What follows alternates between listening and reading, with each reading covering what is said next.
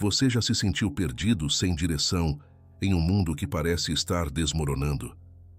Em meio a crises pessoais e globais, encontrar uma fonte de esperança pode parecer uma tarefa impossível. No entanto, há uma mensagem poderosa que ressoa através dos tempos, capaz de trazer luz aos momentos mais sombrios. Essa mensagem foi proclamada por Billy Graham, um dos maiores evangelistas do século XX, cujas palavras inspiraram milhões a encontrar paz e propósito em Jesus Cristo. Hoje, vamos explorar um dos sermões mais impactantes de Billy Graham, onde ele fala diretamente aos jovens sobre a importância de encontrar esperança e propósito em tempos difíceis. Em uma cruzada realizada em Birmingham, Alabama, durante um período de grandes tumultos sociais e políticos nos Estados Unidos, Graham ofereceu uma mensagem de esperança que ainda é extremamente relevante nos dias de hoje. Prepare-se para uma jornada espiritual que promete renovar sua fé e encher seu coração de esperança. O sermão de Billy Graham, em Birmingham, Alabama, ocorreu em um momento crucial na história dos Estados Unidos. A década de 1960 foi marcada por intensas lutas pelos direitos civis, com protestos e manifestações em todo o país, clamando pelo fim da segregação racial e pela igualdade de direitos para todos os cidadãos, independentemente da cor de sua pele. Além disso, o país estava profundamente dividido pela Guerra do Vietnã, que gerava controvérsias e conflitos tanto no campo de batalha quanto em casa. Os jovens estavam na linha de frente dessas lutas, marchando por justiça e paz, muitas vezes enfrentando violência e oposição. Em meio a esse cenário tumultuado, muitos se sentiam desiludidos e sem esperança, questionando o futuro e seu papel no mundo. Foi nesse contexto que Billy Graham se dirigiu a uma geração ansiosa por mudança e direção, oferecendo uma mensagem de esperança e redenção através de Jesus Cristo. Graham iniciou seu sermão citando o livro de Atos, capítulo 5, versículo 6. E os jovens se levantaram. Ele usou essa passagem para inspirar os jovens a se erguerem e agirem como agentes de transformação, fundamentados na esperança e no poder de Jesus Cristo. Ele acreditava que os jovens tinham o potencial de moldar uma sociedade melhor, baseada nos princípios cristãos de amor, justiça e fé. Com essa mensagem, Graham buscava não apenas consolar, mas também mobilizar uma geração para fazer a diferença em um mundo desesperadamente necessitado de esperança. Agora, vamos mergulhar nas palavras de Billy Graham, traduzidas do sermão original, onde ele aborda a importância da esperança e como podemos encontrá-la em nossa fé.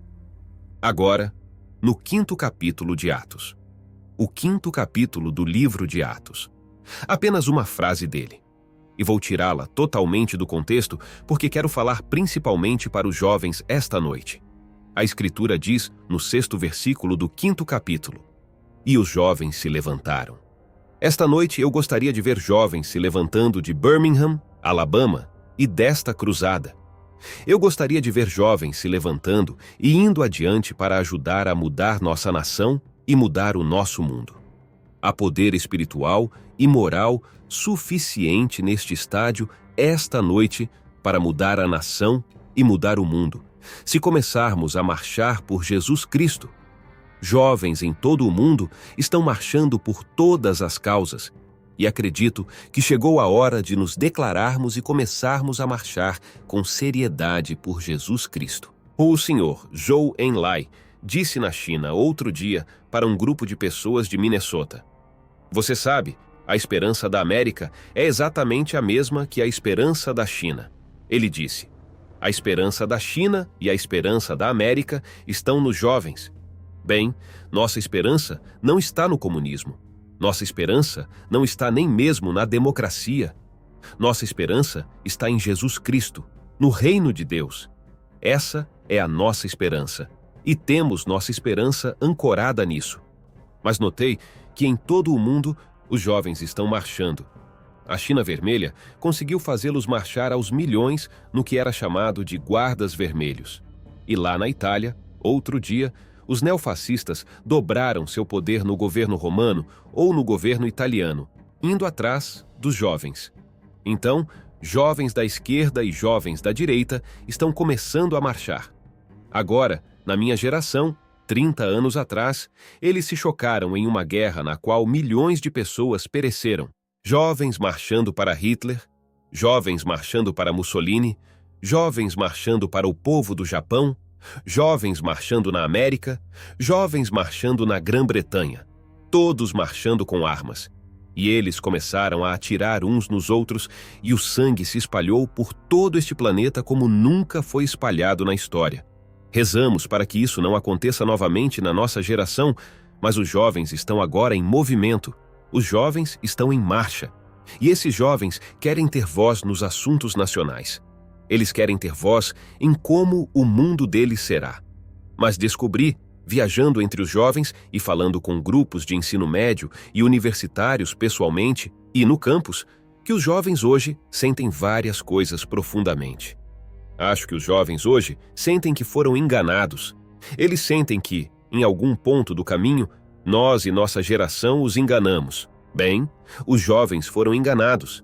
Mas quero dizer a vocês, jovens, que todas as gerações foram enganadas. E especialmente esta, porque a Bíblia diz que o diabo é o grande enganador. Esse é o seu trabalho, enganar vocês. E ele é chamado em 2 Tessalonicenses de um mentiroso. Jesus disse que ele é um mentiroso e o pai da mentira. O trabalho do diabo é enganar vocês. Ele tenta enganar vocês, e ele faz isso em todas as gerações, dizendo que vocês podem dedicar suas vidas ao prazer, podem dedicar suas vidas à obtenção de dinheiro, e podem deixar que essas coisas sejam seus deuses e que elas irão satisfazê-los e vocês encontrarão realização nelas. E depois de um tempo, a bolha estoura.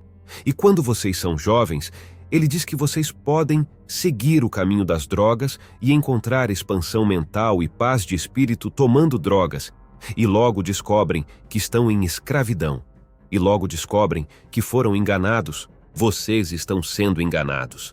Vocês estão sendo lavados cerebralmente todos os dias pelo diabo, e ele usa todas as agências do mundo, às vezes temo até mesmo a igreja, para enganar vocês. E às vezes a igreja é culpada de mantê-los afastados do verdadeiro Jesus, do verdadeiro Cristo, que pode perdoar e satisfazer e mudar e transformar, e que vem para amar e segurar sua mão e ser seu amigo. O diabo quer enganar vocês. Ele é chamado na Bíblia de o enganador. Vocês veem, ele enganou Eva no Jardim do Éden. Ele a enganou, fazendo-a acreditar que se ela comesse daquele fruto que Deus havia proibido, ela se tornaria como Deus. Ele disse: vocês realmente não vão morrer. Não há julgamento, não há inferno. E ela acreditou nele. Ela acreditou na mentira. Então, a primeira geração de pessoas que habitou este planeta foi enganada. E a queda do homem de Deus começou com a decepção do diabo. E Satanás está enganando vocês nesta geração. E depois de um tempo, vocês podem ter sucesso. Vocês podem chegar ao topo. Mas há uma solidão. Há um vazio. Vocês descobrem que o poder que desejavam, o dinheiro que ganharam, o glamour que tiveram, não os satisfazem total e completamente. Eric Segal, que escreveu Love Story, foi citado no jornal recentemente dizendo: eu não posso dizer para onde estou indo, mas imagino que, onde quer que seja, estarei sozinho. Jesus disse que o materialismo sem Deus é desastroso. Ele disse: como dificilmente entrarão no reino de Deus aqueles que têm riquezas. Ele disse: cuidado com a avareza, pois a vida de um homem não consiste na abundância dos bens que ele possui. O diabo diz: tudo o que vocês precisam é de segurança do berço ao túmulo e vocês serão felizes. Lembro-me de uma vez em que o arcebispo de Canterbury disse: vocês sabem, nós na igreja trabalhamos arduamente pelo estado de bem-estar social e o conseguimos. Mas descobrimos que isso não trouxe felicidade e paz aos corações do nosso povo. Há algo mais. Vocês podem ser ricos, mas se estão sem Deus, o que vocês têm? Vocês não têm nada. O apóstolo Paulo escreveu a Timóteo e disse: instrua aqueles que são ricos nos bens deste mundo a não serem orgulhosos. Não coloquem suas esperanças nas coisas incertas que o dinheiro pode comprar. Coloquem suas esperanças em Deus. Jesus disse: buscai primeiro o reino de Deus e sua justiça, e todas essas coisas serão acrescentadas a vocês. Coloquem Deus em primeiro lugar. Deus cuidará do resto. Mas se vocês colocarem o dinheiro, o prazer e o poder em primeiro lugar, serão enganados. Vocês acabarão vazios, acabarão de mãos vazias, e esta geração de jovens, capaz de se expressar mais do que qualquer geração, pelo menos na América e em algumas partes da Europa e em algumas partes do mundo, vocês não conseguem se expressar em grande parte do mundo oriental. A geração mais velha, quando na verdade a geração mais velha também foi enganada. E fomos enganados por um poder sobrenatural chamado diabo. Então, vamos colocar a culpa onde está, no diabo. E em segundo lugar, descobri que os jovens, onde quer que eu vá, estão frustrados pelo fracasso. Vocês sabem, a depressão pode se tornar muito grande na adolescência. Quando vocês estão na idade entre cerca de 16 e 22 ou 23 anos, podem ter períodos terríveis de depressão, um senso de insegurança. Vocês ainda não deixaram completamente a infância. Vocês ainda não entraram completamente na maturidade e na idade adulta. E a inexperiência pode causar grande depressão. E em nossa geração, onde temos tanto tempo livre, vocês podem ficar preocupados com nada. Se não tiverem um objetivo, um motivo, um propósito ou um significado para viver, podem ficar preocupados com nada e podem ficar absolutamente vazios. E isso os deixa deprimidos. Às vezes, vocês estão deprimidos e às vezes têm uma viagem de ego. E vocês tentam se exibir e mostrar que são homens de uma maneira ou de outra, fazendo coisas excêntricas para tentar ganhar seu lugar no destaque do seu pequeno mundo. A Bíblia diz que somos pecadores. Agora vocês sabem, eu e minha geração não conseguimos transmitir a verdade a vocês. Qual é a verdade? A verdade é que vocês herdaram uma doença mortal. E isso vai matá-los? Essa doença se chama pecado. Isso é uma doença espiritual. E a Bíblia diz que o resultado, o salário do pecado, é a morte. Agora, não conseguimos transmitir isso. Li o livro Nicholas e Alexandra, que foi transformado em um filme. É a história dos dias antes da Revolução Russa, quando Nicholas estava no trono na Rússia Imperial. E eles tinham um garotinho, um pequeno príncipe. E ele tinha uma doença. Quando ele se machucava, ele sangrava, e não conseguiam parar o sangramento. É chamada de a doença real, e algumas pessoas são afetadas, e a portadora, pelo que entendi, é através da mulher. E aqui, a rainha, Alexandra, a imperatriz, sentia que era responsável e carregava essa terrível culpa. Isso a levou a um falso profeta, um falso sacerdote chamado Rasputin, um dos personagens mais vis e perversos da história. E isso levou à destruição da Rússia e à ascensão do comunismo. Agora, havia muitas coisas erradas na Rússia. Não estou entrando na parte política disso naquele período. Estou apenas dizendo que esse garotinho tinha uma doença. E porque ele tinha uma doença que herdou de sua mãe, isso eventualmente levou a uma série de eventos que levaram a um dos maiores momentos históricos na história do mundo. Agora, vocês têm uma doença? Não há absolutamente nenhuma cura para a sua doença. Isso vai matar todos vocês. Está determinado aos homens morrer uma vez. Há apenas uma possível cura, uma cura total. E é por isso que Jesus Cristo desceu a esta terra. Ele veio e derramou seu próprio sangue para que uma cura fosse providenciada por Deus para vocês. É a única cura para a doença que todos nós temos. Vocês a têm, seja seu rosto negro, branco, marrom ou amarelo. Seja qual for a língua que falem, Se falam com um sotaque do norte ou um sotaque do sul, seja o que for que sejam, quem quer que sejam, vocês têm a doença. E isso vai matá-los. Vai matá-los fisicamente. Vocês vão morrer. Vai matá-los espiritualmente. Porque quando morrerem, suas almas vão sair para a eternidade, perdidas e separadas de Deus, de acordo com os ensinamentos de Jesus.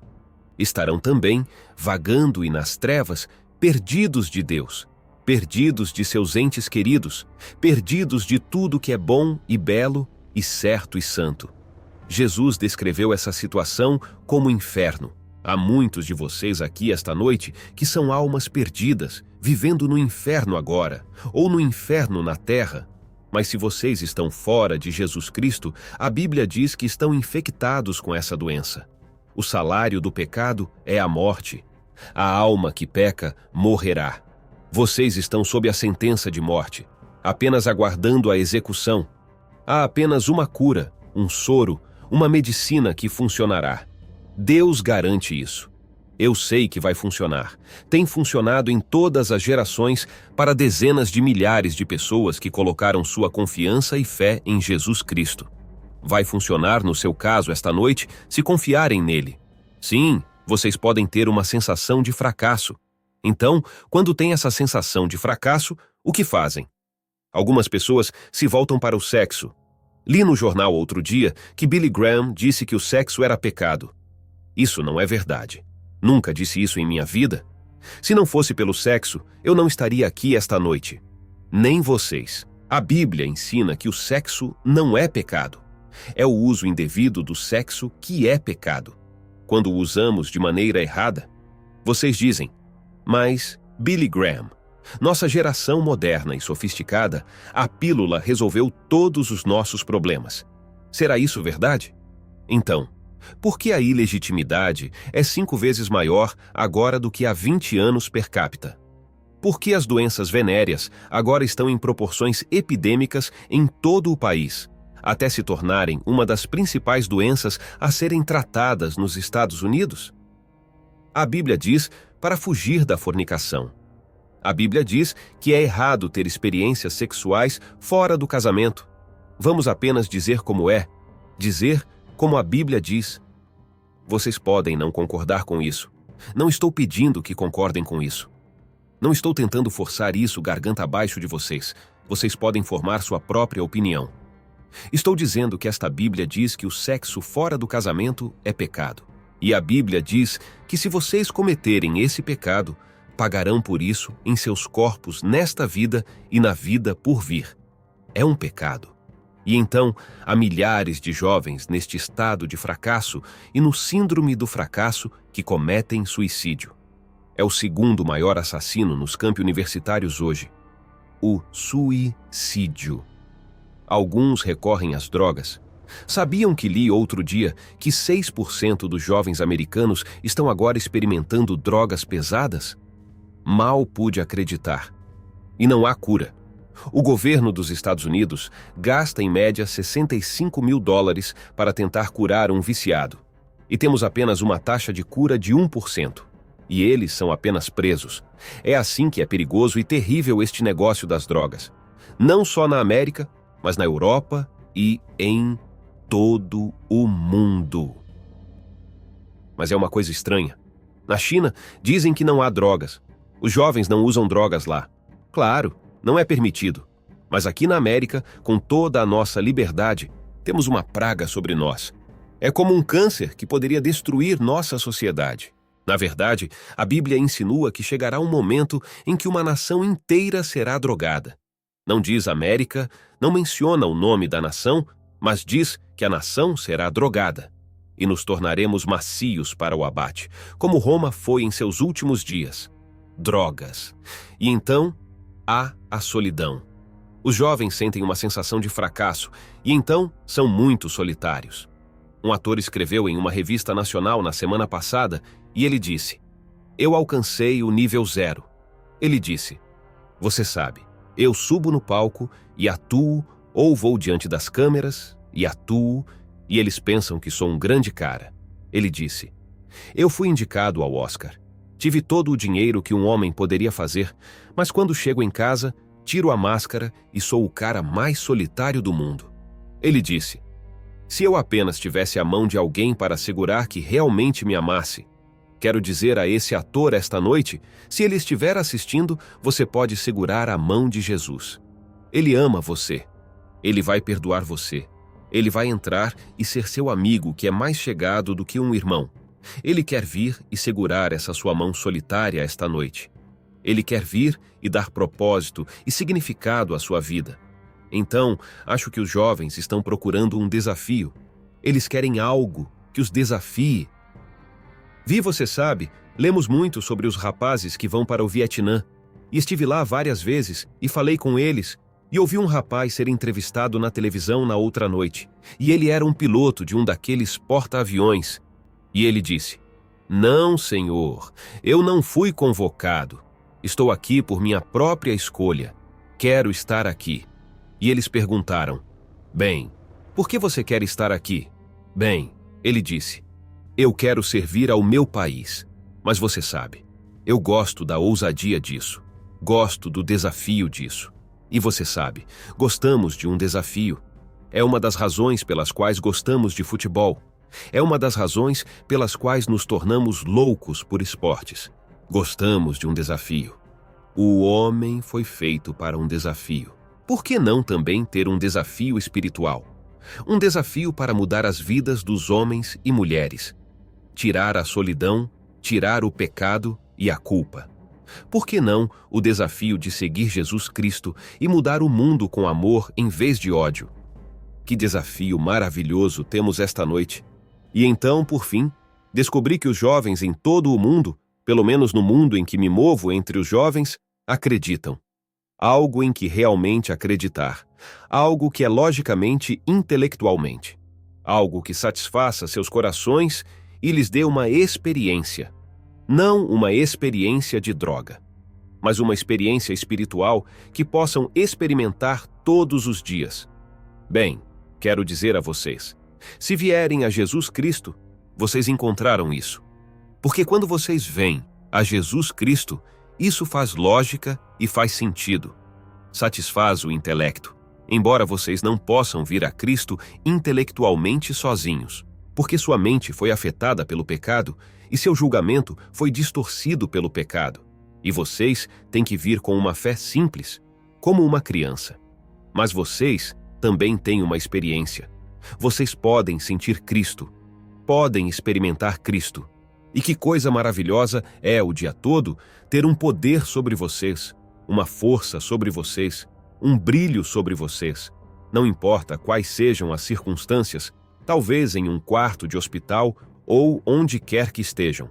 E vocês podem superar aqueles sentimentos de desespero e depressão e desvantagem física por um poder maior, o poder do Espírito Santo que vem viver dentro de vocês.